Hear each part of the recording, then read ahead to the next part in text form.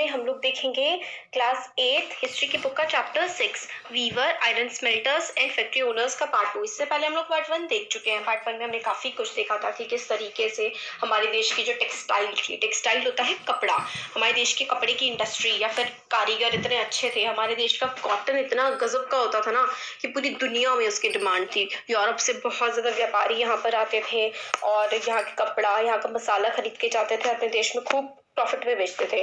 और यहाँ पे फिर वहां से चांदी में आता था, मतलब यहाँ से वो कपड़ा ले जाते थे, बदले में हमें चांदी देते थे, तो फिर उनको तो चांदी उनकी लॉस हो जाती थी।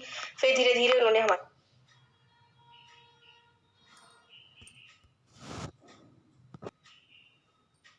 अब कब्जा करा, तो फिर यहाँ से कर इकट्ठा करने लगे, टैक्स इकट्ठा करने लगे, तो चांदी का इन्फ्लो जो हमारे देश में होता था वो बंद हो गया और हमारा देश गुलाम बन गया। फिर वहाँ पे जो है इंडस्ट्री डेवलप हो गई यूरोप में, स्पेशली इंग्लैंड में स्पिनिंग जेनी और जो मतलब हैंडलूम होती थी, उसमें एक इंसान ही बहुत सारा कपड़ा एक बार में बना सकता था।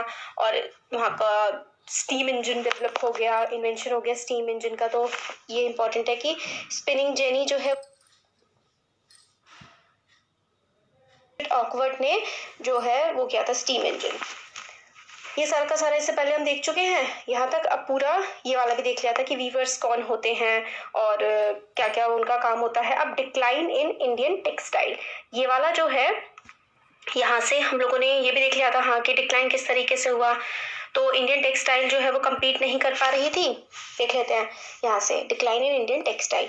तो डेवलपमेंट जो हुआ था ना कॉटन इंडस्ट्री का ब्रिटेन में, उससे इंडिया के कपड़े पे बहुत ज़्यादा काफ़ी तरह से इफेक्ट पड़ा था। पहला इफेक्ट कि इंडिया की टेक्सटाइल को अब ब्रिटिश के टेक्सटाइल से, ब्रिटिश के कपड़े से कम्पीट करना पड़ता था यूरोप में भी और अमेरिका के मार्केट में भी। तो पहला ये हो गया कि उसको इंडियन टेक्सटाइल जो पहले किसी के साथ कंपटीशन उसका इतना नहीं था, खूब बिकती थी, अब ब्रिटेन के कपड़े के साथ उसका कंपटीशन होने लगा। सेकंड था कि एक्सपोर्ट टेक्सटाइल का करना ब्रिटेन में काफ़ी ज़्यादा डिफिकल्ट हो गया था, क्योंकि बहुत ज़्यादा टैक्स लगाया जाता था ब्रिटेन में।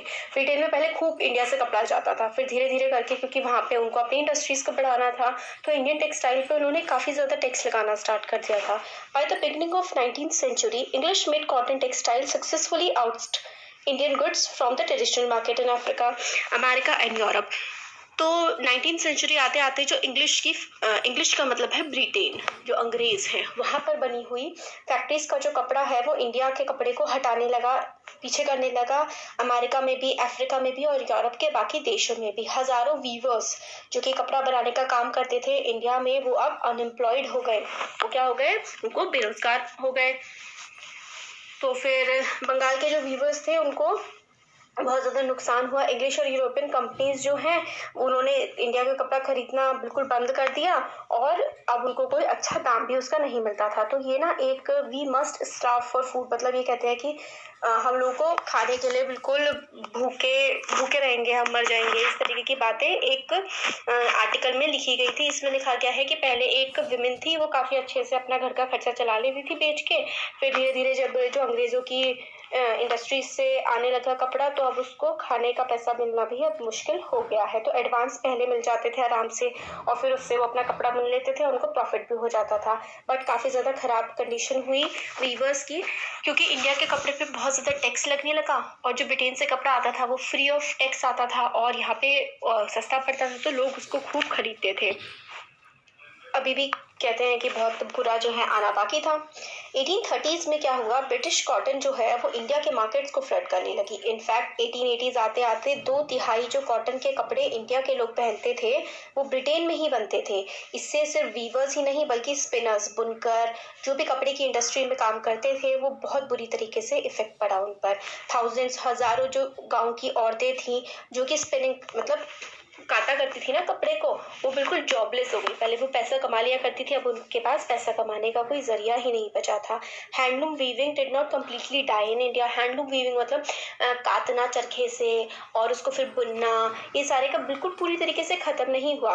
This was because some types of clothes could not be supplied by machines. तो पूरी तरीके से खत्म क्यों नहीं हुआ? क्योंकि कुछ ऐसे कपड़े भी होते थे जो मशीन बना ही नहीं सकती थी।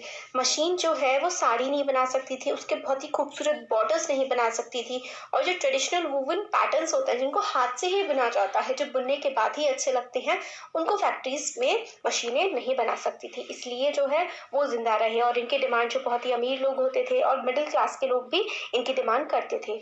Not a textile manufacturer in Britain produce the very course clothes used by poor in India. तो बहुत ज़्यादा जो कोर्स कपड़ा, सस्ता कपड़ा जो है वो ब्रिटेन में बनता था और इंडिया में बेचा जाता था। तो वो गरीब लोगों के लिए थोड़ा हेल्पफुल रहा, या फिर क्या कहें, हेल्पफुल क्या रहा, उनके एम्प्लॉयमेंट क्या, उनको कपड़ा खरीदना पड़ा ब्रिटेन का। तो ये सारी चीज़ें चली। तो आप लोगों ने शोलापुर के बारे में पढ़ा होगा या फिर सुना होगा वेस्टर्न इंडिया में, और मदुरा साउथ इंडिया में। ये टाउन्स जो हैं वो वीविंग के नए सेंटर्स बन गए 19th सेंचुरी में। इनमें बुनाई होने लगी काफ़ी ज़्यादा। इसके बाद जो नेशनल मूवमेंट हुआ, महात्मा गांधी ने लोगों से अर्ज किया कि बाहर से जो कपड़ा आता है उसको बॉयकॉट करें, उसको ना पहने, और जो हाथ से बुना हुआ, हाथ से वूवन क्लोथ्स है उसको पहने। खादी जो है वो नेशनलिज्म का एक सिंबल बन गया, मतलब राष्ट्रवाद का एक चिन्ह बन गया खादी की। किस तरीके से अगर आप खादी अगर पहन रहे हैं तो आप राष्ट्रवादी हैं, आप अपने देश से प्यार करते हैं। अंग्रेज जो ब्रिटेन से आया कपड़ा आप पहन रहे हैं तो आप देशद्रोह, मतलब देश जो भी है इस टाइप का होने लगा। चरखा जो है वो मतलब एक बहुत ही सिंबल ऑफ पावर, एम्पावरमेंट दिखाने लगा। और इसको जो कांग्रेस का झंडा था ना, तिरंगा, जैसे आज हमारे में अशोक चक्र है, तो पहले इन्होंने वो चरखा बनाया था, जो कि 1931 में इंडियन नेशनल कांग्रेस ने एक झंडा अडॉप्ट किया था, उसके बीच में चरखा बनाया गया था। तो सोचिए कि चरखे की इंपॉर्टेंस कितनी ज्यादा थी। तो उन वीवर्स या फिर उन स्पिनर्स का क्या हुआ जिन्होंने अपनी नौकरियां खोई? तो अब वो एग्रीकल्चरल लेबरर्स बन गए। पहले तो वो कारीगर थे, अब वो मजदूर बन गए। वो शहरों की तरफ, गाँव में पहले थे, या फिर वो शहरों की तरफ चले गए काम की खोज में। कुछ लोग बहुत सारे अलग अलग देशों में चले गए, प्लांटेशन जहाँ पे कॉफी या फिर शुगर केन या फिर रबर की प्लांटेशन अफ्रीका में, साउथ अमेरिका में चले गए। और कुछ हैंडलूम वीवर्स जो थे उनको नई जो कॉटन मिल इंडस्ट्रीज लगी थी ना इंडिया में भी कुछ, उनमें काम मिल गया, जो कि बॉम्बे, अब मुंबई है, अहमदाबाद, शोलापुर, नागपुर, कानपुर, इन जगह पर जो इंडस्ट्रीज लगी थी इनमें कुछ लोगों को काम मिल गया। तो अब कॉटन मिल्स कम अप।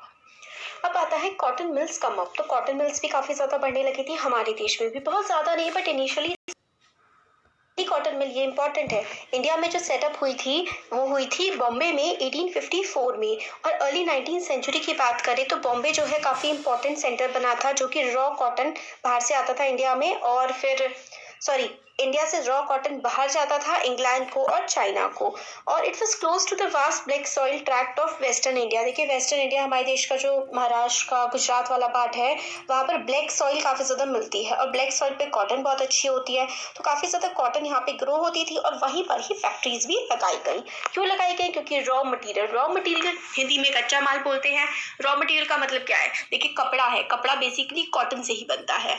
तो कॉटन उसका क्या हो गया? Raw material. क्योंकि जब कॉटन नहीं होगा तो कपड़ा नहीं बनेगा, तो मिल्स में कपड़ा बनना है तो कॉटन चाहिए, इसलिए रॉ मटेरियल के पास ही इंडस्ट्री को लगा दिया गया था। तो इसमें ये देखिए फैक्ट्री वर्कर्स जो है वो काम कर रही हैं, विमेन। तो स्मेल्टिंग का अब आता है। By 1984 mills started operating in Bombay. तो बॉम्बे में ही लगभग 84 मिल्स ने स्टार्ट कर दिया था काम करना। काफ़ी सारे जो मिल्स है वो पारसीज ने या फिर गुजरातीज ने ही लगाई थी, जिन्होंने काफ़ी ज़्यादा पैसा कमाया था चाइना के साथ व्यापार करने में। मिल्स जो है वो दूसरे मिल्स मतलब फैक्ट्रीज मान लीजिए आप, फैक्ट्रीज जो है कॉटन की वो और इलाकों में भी आई। पहली मिल अहमदाबाद में जो है 1861 में स्टार्ट हुई थी, और वो कब हुई थी महाराष्ट्र वाली, वो आप मुझे बताइए कमेंट सेक्शन में, ठीक है। ईयर लेटर इसके बाद कानपुर में भी, यूनाइटेड प्रोविंस यूपी में भी, और कॉटन की मिल्स काफ़ी ज़्यादा आने लगी इससे, क्योंकि इसमें लेबर की काफ़ी ज़्यादा डिमांड होती है। तो हज़ारों जो पुअर पीजन थे, पुअर किसान थे, पुअर आर्टिसन और मजदूर, ये अलग अलग जगह गए बड़ी बड़ी सिटीज़ में, ताकि उनको इन मिलों में काम मिल सके। In the first few decades of its existence textile factory जो थी इंडिया में उसको काफ़ी ज़्यादा प्रॉब्लम हुई थी, और काफ़ी ज़्यादा डिफ़िकल्ट हुआ इनके लिए।